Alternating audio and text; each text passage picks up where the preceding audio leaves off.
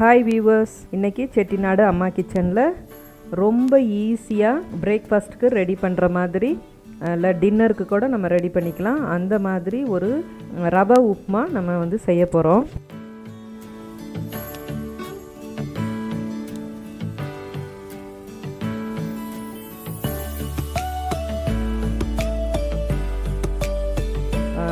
ஒரு சிலருக்கு ரவா உப்புமா பிடிக்காது. ஆனால் நீங்கள் எப்படி செஞ்சு கொடுக்குறீங்க அதை பொறுத்து தான் அது அதனோட டேஸ்ட் எல்லாருக்குமே பிடிக்கும். ஸோ எங்கள் வீட்டிலலாம் ரவா உப்புமா ரொம்ப பிடிக்கும். அது கூட சட்னி, சீனி கூட நம்ம வச்சு சாப்பிட்லாம், ரொம்ப நல்லாயிருக்கும். இன்றைக்கி வாங்க அதை நம்ம எப்படி செய்யலான்னு நான் உங்களுக்கு செஞ்சு காமிக்கிறேன்.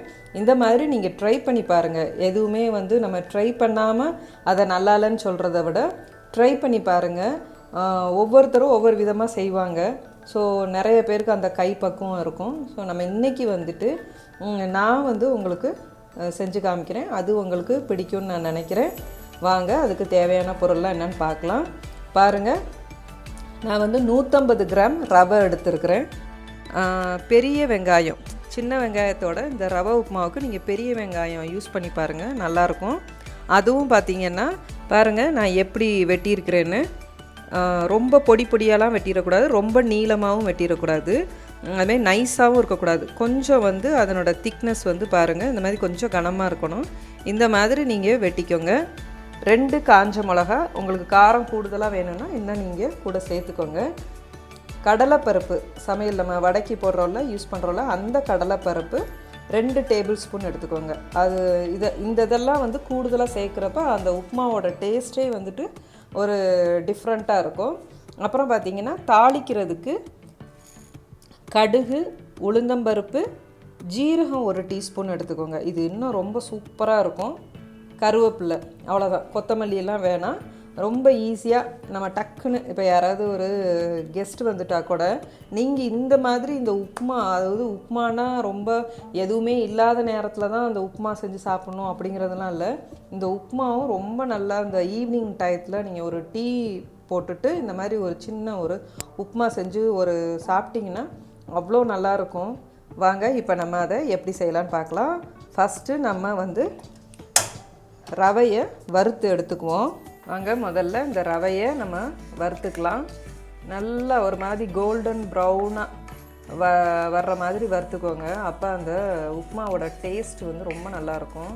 நீங்கள் ஒயிட்டாக இருக்கணும் அப்படிலாம் நீங்கள் நினைக்காதீங்க. இது அந்த கலர் கொஞ்சம் அந்த கோல்டன் ப்ரௌனாக வறுக்கிறப்ப அந்த கலர் லைட்டாக மாறும். ஸோ அது இன்னும் உங்களுக்கு டேஸ்ட் இருக்கும். அந்த வெள்ளை வெள்ளைன்னு செஞ்சு கொடுக்குறப்ப தான் பிள்ளைங்களுக்கோ ஒரு சிலருக்கோ அது பிடிக்க மாட்டேங்குது. ஸோ இது மாதிரி நல்லா வறுத்துட்டு அந்த ரவையோட டேஸ்ட்டையே நமக்கு அது மாற்றி கொடுத்துரும். நீங்கள் உங்கள் வீட்டில் இப்போ அடிக்கடி உங்களுக்கு உப்புமா பிடிக்கும், ஒரு சிலருக்குலாம் ரொம்ப பிடிக்கும்.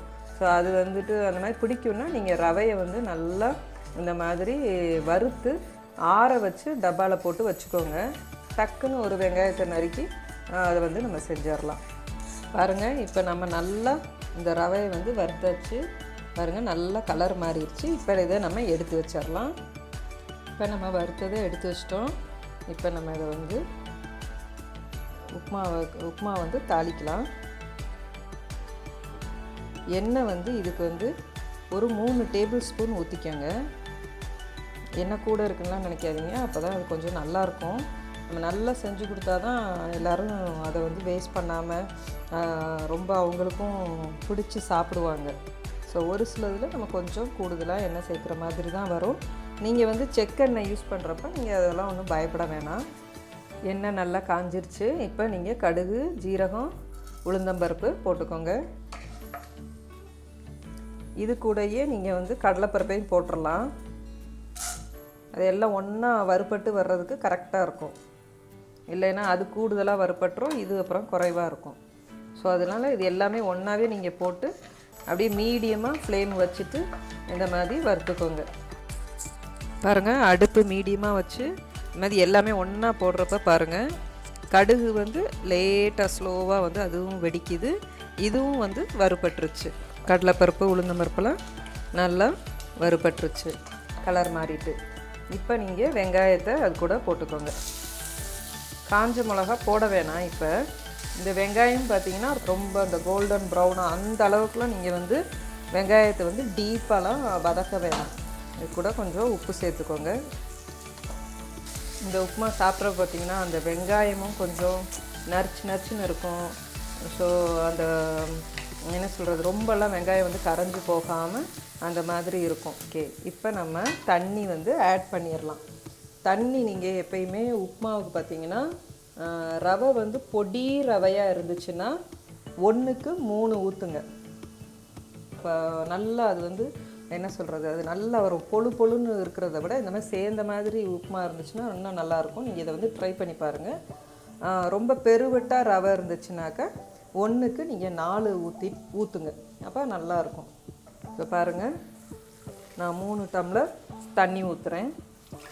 பாருங்கள், நான் வெங்காயம் வந்து ரொம்பலாம் அதை என்ன பண்ணல, ரொம்ப கோல்டன் ப்ரௌன் வர்ற அளவுக்குலாம் நான் வதக்கலை. இப்போ நம்ம தண்ணி ஊற்றியாச்சு. ரொம்ப ஈஸியாக முடிஞ்சிடும், டக்குன்னு செஞ்சிடலாம். இந்த காஞ்ச மிளகாயை பிச்சு போட்டுருங்க. ஏன் நான் வந்து எண்ணெயில் வறுக்கலைன்னா அந்த கலர் வந்து உங்களுக்கு வந்து கூடுதலாக கருகிருச்சுனாலாம் அந்த ஒரு மாதிரி கருகின ஸ்மெல் இருக்கும் அந்த உப்புமா ஃபுல்லாக. ஸோ நம்ம வந்து இது காரத்துக்கு தான் சேர்க்க போகிறோம். அதுவும் இது கலரும் அப்படி அந்த கருகாமல் இருக்கிறப்ப அந்த உப்புமாவில் பாருங்கள் அந்த மிளகா வந்து நல்லா சிகப்பாகவே இருக்கும், நல்லாயிருக்கும். இப்போ கொஞ்சம் மூடி வச்சுருங்க, அந்த தண்ணி வந்து கொதிக்கட்டும். நீங்கள் சுடு தண்ணி கூட கொதிக்க வச்சு கூட ஊற்றலாம். இன்னும் ஃபாஸ்ட்டாக செய்யணும்னா சுடு தண்ணியை கொதிக்க வச்சு 3 டம்ளருக்கு அளவாக எடுத்து கொதிக்க வச்சுட்டு இதை வதக்கணுன்னா டக்குன்னு தண்ணியை தூக்கி ஊற்றிடலாம். சூடு ஏறினோன்னா டக்குன்னு நீங்கள் ரவையை வந்து போட்டுடலாம். இப்போ வந்து நீங்கள் உப்பு வந்து கரெக்டாக நீங்கள் வந்து ஆட் பண்ணிக்கோங்க. எப்படி நீங்கள் உப்பு வந்து பார்க்கணும் அப்படின்னா, நீங்கள் அதை வந்து கலக்கி விட்டுட்டு உப்பு போட்டு இப்படி கலக்கிட்டு உங்கள் நாக்கில் நீங்கள் வச்சு பார்த்தீங்கன்னா லைட்டாக அப்படி வந்து சுல்லுன்னு இருக்கும். உப்பு வந்து லேசாக கக்கிற மாதிரி இருக்கும். அதுதான் கரெக்டானது. அப்போ நீங்கள் ரவை போட்டு கிண்டுறப்ப உங்களுக்கு உப்புமாவில் வந்து நல்லா உப்பு வந்து கரெக்டாக இருக்கும். எப்பையும் உங்களுக்கு அந்த உப்பு டேஸ்ட்டு தெரியும்ல, அதை விட ஒரு கல் வந்து கூடுதலாக இருக்கணும். உங்கள் நாட்டில் வந்து உப்பு கொஞ்சம் கூடுதலாக இருக்குது அப்படிங்கிறப்ப தான் நீங்கள் வந்து அதை வந்து கரெக்டாக இருக்குன்னு நீங்கள் தெரிஞ்சுக்கணும். பாருங்கள், நல்லா தண்ணி கொதிச்சிருச்சு. இப்போ அடுப்பை வந்து சிம்மில் வச்சுக்கோங்க. கட்டிப்படாமல் கிண்டணும்ல, ஸோ அதனால் அடுப்பை வந்து சிம்மில் வச்சுக்கோங்க. வச்சுட்டு நீங்கள் எப்படி என்ன பண்ணணுன்னா இந்த மாதிரி அப்படி தூவலாக அப்படியே போட்டு விடணும்.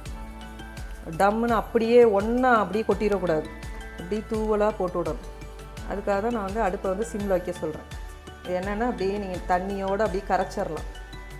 நீங்கள் ரொம்ப அடுப்பு ஃபுல்லாக இருக்கிறப்ப போட்டிங்கன்னா அது டக்குன்னு என்ன பண்ணிடும், கட்டி பிடிச்சிரும். பாருங்கள், ஒரு கட்டி கூட படலை. அடுப்பு வந்து சிம்லே தான், நீங்கள் ஏற்றவே வேணாம். அடுப்பை வந்து சிம்லே வச்சுக்கோங்க. உங்களுக்கு தண்ணியாக இருக்கிற மாதிரி இருக்கும். நீங்கள் பாருங்கள், நான் செஞ்சோன்னே கொஞ்சம் கூட தண்ணியே இருக்காது. கொஞ்சம் நீங்கள் பொறுமையாக இப்படி செஞ்சிங்கன்னா உங்களுக்கு வந்து நல்ல ஒரு உப்புமா கிடைக்கும். அந்த ரவை வந்து ஃபுல்லாக அந்த தண்ணியை வந்து இழுத்துருச்சு. இப்போ நான் என்ன பண்ண போகிறேன்னா இப்படி மூடி வச்சிடணும். நீங்கள் மூடி வச்சுட்டு அடுப்பை வந்து ஆஃப் பண்ணிடுங்க. அடுப்பை ஆஃப் பண்ணிடுங்க, மூடி வச்சாச்சு. இப்போ அது என்னென்னா, நம்ம இந்த பிரியாணிலாம் தம்மிலே வைப்போம்ல, அந்த மாதிரி தான். அப்போ இந்த ரவை என்ன பண்ணோன்னா அப்படியே ஒரு மாதிரி மலர்ந்துடும். நம்ம வந்து அந்த அடுப்பு சூட்டிலையே கிண்டுறப்ப அந்த ரவை வேகிறதுக்கும் இந்த மாதிரி தம்மில் வந்துட்டு நீங்கள் அப்படியே அந்த ஹீட்டில் அப்படியே நீங்கள் வச்சுட்டிங்கன்னா அது அழகாக அப்படியே நல்ல ஒரு சாஃப்டாக அது வெந்துடும். தண்ணியும் உள்வாங்கிரும். ரொம்ப நேரம் போட்டு கையை போட்டு நீங்கள் கிண்டிக்கிட்டும் இருக்க வேணாம். ஸோ இந்த மாதிரி செஞ்சிடலாம். ஓகேவா? இப்போ பாருங்கள், நாங்கள் ஒரு 2 மினிட்ஸில் திரும்ப அதை என்ன பண்ணால் திரும்ப அப்படி மேல் பக்கத்தை வந்து கீழ் பக்கமாக அப்படி திருப்பி விடணும். ஸோ இந்த மாதிரி இடையில திருப்பி விட்டுட்டோம் அப்படின்னா அந்த ரவை வந்து நல்லா வெந்திருக்கும். இருங்க, நான் காமிக்கிறேன் இன்னும் ஒரு 2 மினிட்ஸில். வாங்க, இப்போ நம்ம ஓப்பன் பண்ணி பார்ப்போம்.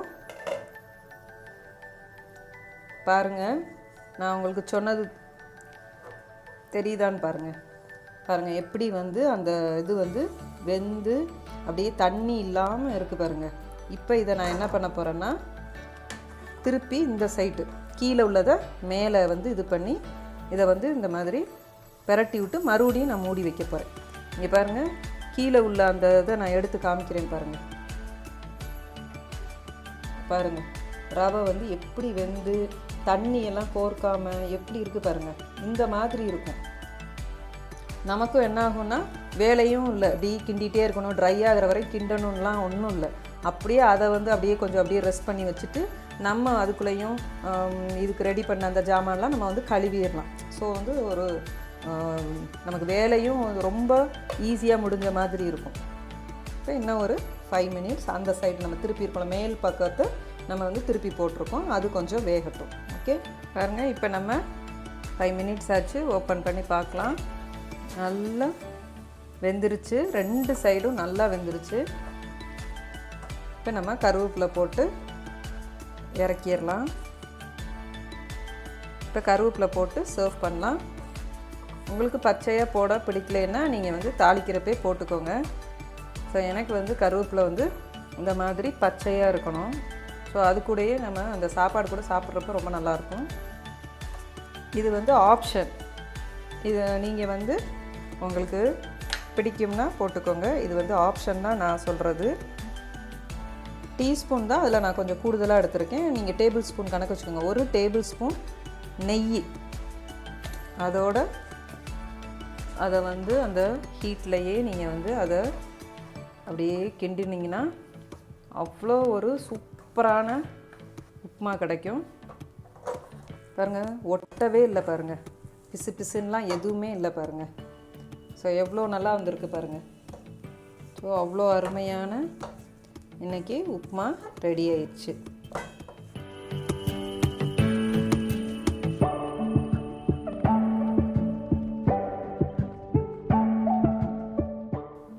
இன்றைக்கி செட்டிநாடு அம்மா கிச்சனில் ரொம்ப ஈஸியான ரவா உப்புமா எப்படி டேஸ்ட்டாக பண்ணலாங்கிறத பார்த்தோம்.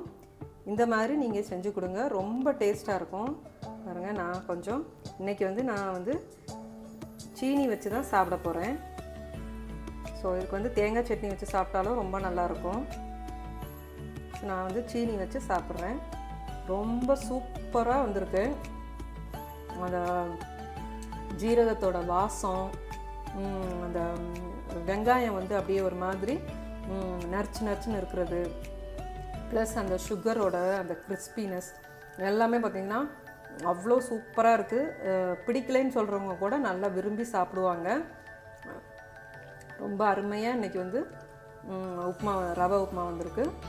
ஸோ நீங்களும் உங்கள் வீட்டில் இந்த மாதிரி செஞ்சு கொடுத்து பாருங்கள். உங்களுக்கு இந்த வீடியோ பிடிச்சிருந்துச்சுன்னா உங்கள் ஃப்ரெண்ட்ஸ் அண்ட் ஃபேமிலிக்கெலாம் ஷேர் பண்ணுங்கள், லைக் பண்ணுங்கள். நம்மளோட சேனலை சப்ஸ்கிரைப் பண்ணாதவங்க நம்மளோட சேனலை சப்ஸ்கிரைப் பண்ணுங்கள். பக்கத்தில் இருக்க நோட்டிஃபிகேஷன் பெல்லை ப்ரெஸ் பண்ணுங்கள். அப்போ தான் நாங்கள் அடுத்தடுத்து போடுற வீடியோஸ்லாம் நீங்கள் உடனே பார்க்க முடியும். நன்றி.